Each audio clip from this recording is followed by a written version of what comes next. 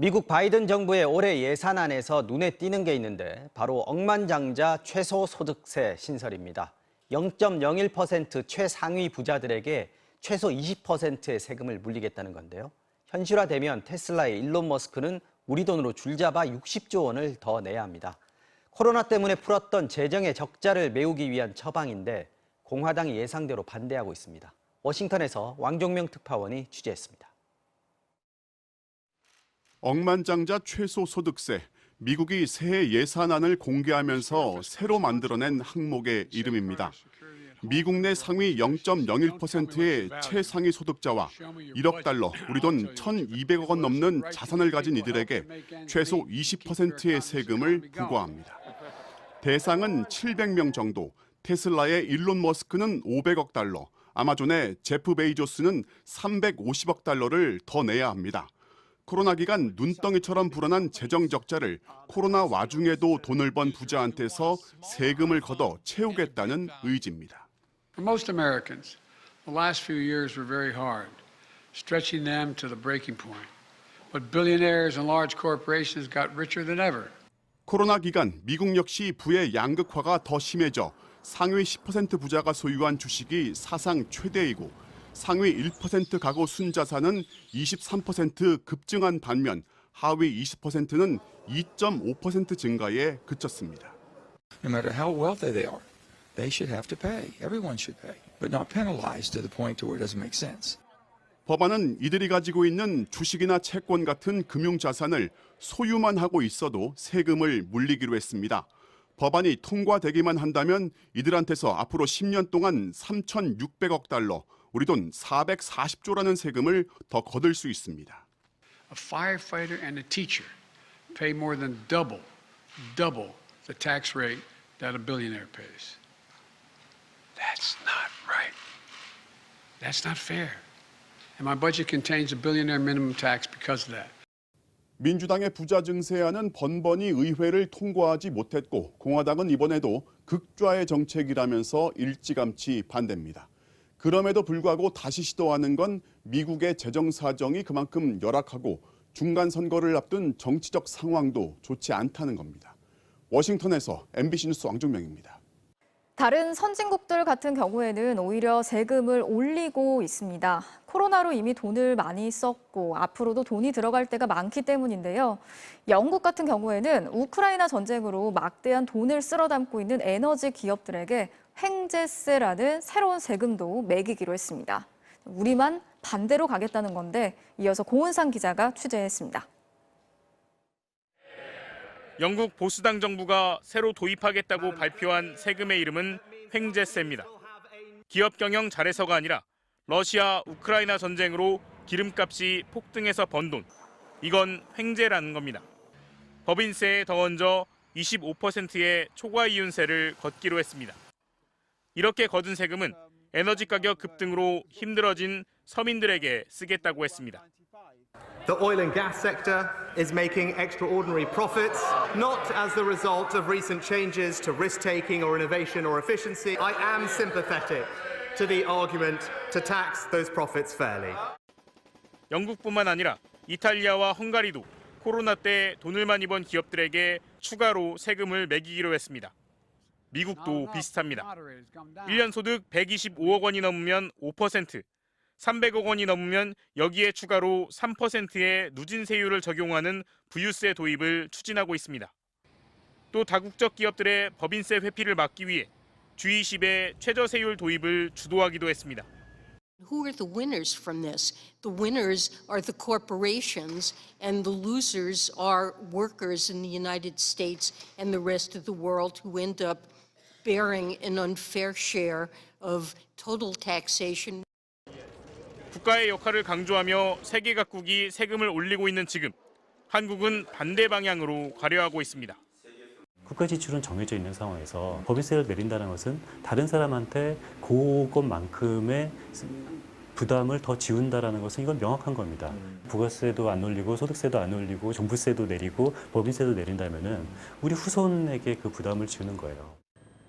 한국의 GDP 대비 복지 지출 비율은 12.2%로 OECD 38개 나라 중 35위입니다. 우리나라보다 낮은 나라는 터키, 칠레, 멕시코뿐입니다. MBC 뉴스 고은상입니다. 막대한 재산을 가진 이른바 슈퍼리치들이 코로나19와 빈부격차 극복을 위해서 자신들에게 세금을 더 걷어달라고 요청했습니다. 두 번째 키워드입니다. 세금 더 내겠다. 부자 102명의 외침입니다. 공개적으로 세금을 더 내겠다고 밝힌 이들은 애국적인 백만장자들이란 이름의 단체입니다. 최근 다보스 포럼에서 공개 서한을 통해 부자 증세를 촉구하면서 세금을 더 많이 내게 해달라고 요구한 건데요. 이들은 현재의 세금 제도가 공평하지 않다면서 이같이 밝혔다고 로이터 통신이 전했습니다. 이 단체에는 월트 디즈니 가문의 상속자 에비게일 디즈니 등 미국과 유럽 백만장자와 억만장자 102명이 속해 있다는데요. 이 부자들은 전 세계가 코로나로 고통을 겪었던 지난 2년간 자신들의 재산은 증가했지만 세금을 공정하게 내고 있다고 솔직히 말할 수 있는 사람은 거의 없다고 말했습니다. 실제 국제구호기구인 옥스팜은 코로나19 대유행이 시작된 지난 2020년 3월부터 작년 11월 말까지 전 세계 10대 부자의 자산은 배 이상 증가했다고 분석했는데요.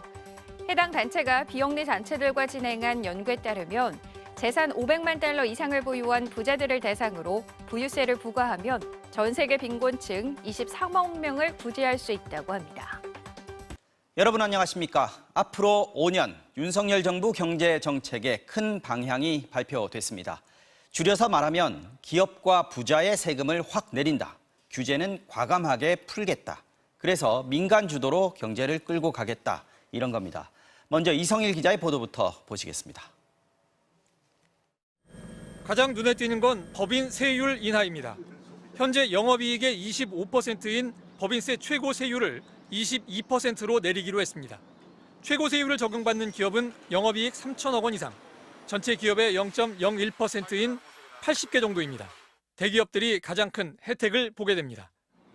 기업을 자식들이 물려받을 때 내는 상속 증여세는 납부를 미뤄주거나 공제 한도를 늘려주기로 했습니다. 고액 자산가들에게 매기는 주식 양도세도 대폭 없애기로 했습니다. 지금은 한 종목을 10억 원 이상 가진 사람들에게 세금을 매기는데 앞으로는 100억 원 이상 가진 사람들에게만 세금을 매기겠다는 겁니다.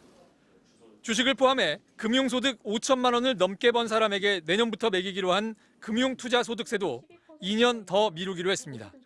중대재해처벌법 같은 기업인들에 대한 처벌도 행정처분으로 바꾸거나 형량을 줄여주기로 했습니다. 정부의 이런 정책 방향은 기업과 자산가들의 투자를 늘려 경제를 민간 주도로 끌고 가겠다는 뜻입니다. 윤석열 대통령도 기업인들과 만난 자리에서 규제 혁파를 강조했습니다. 신산업을 가로막는 낡은 제도 그리고 법령에 근거하지 않은 관행적인 이런 그림자 규제 이런 것들을 모조리 걷어낼 것입니다. 하지만 비판도 나옵니다. 대규모 감세 혜택은 대부분 대기업과 부자들에게 집중되기 때문입니다. 적나라하게 얘기하면 가진 자들을 위한 정책인 것 같아요. 기득권을 위한 정책, 가진 자들을 위한 정책, 대기업 우선의 정책. 대부분 국회에서 법을 바꿔야 하는 정책들이라 경론이 예상됩니다. MBC 뉴스 이성일입니다. 종합부동산세와 재산세도 대폭 깎아주기로 했습니다. 정부 발표대로 계산을 해보면 올해 다주택자들이 내게 될 종합부동산세가 원래 내야 할 세금의 절반도 안 됩니다. 정부는 조세 정상화라고 밝혔지만 부자 감세 논란이 불가피해 보입니다. 이어서 고은상 기자입니다. 종합부동산세를 깎아주기 위해 동원한 방법은 공정시장 가액 비율 조정입니다. 공정시장 가액 비율. 이명박 정부가 종합부동산세를 깎아주기 위해 도입해 과표를 80%만 적용했습니다. 문재인 정부는 이걸 매년 5%씩 올려 올해 100%가 될 예정이었습니다. 새 정부는 이 비율을 한꺼번에 60%로 내리겠다고 밝혔습니다. 60%에 대해서만 세금을 매기면 세금은 더 많이 떨어집니다. 서울의 공시가격 10억, 15억 아파트 두 채를 가지고 있는 다주택자가 올해 내야 할 종합부동산세는 5천만 원. 그런데 새 정책을 적용하면 2,100만 원으로 절반 아래로 떨어집니다. 집값은 크게 올랐는데 세금은 오히려 작년보다 줄어듭니다.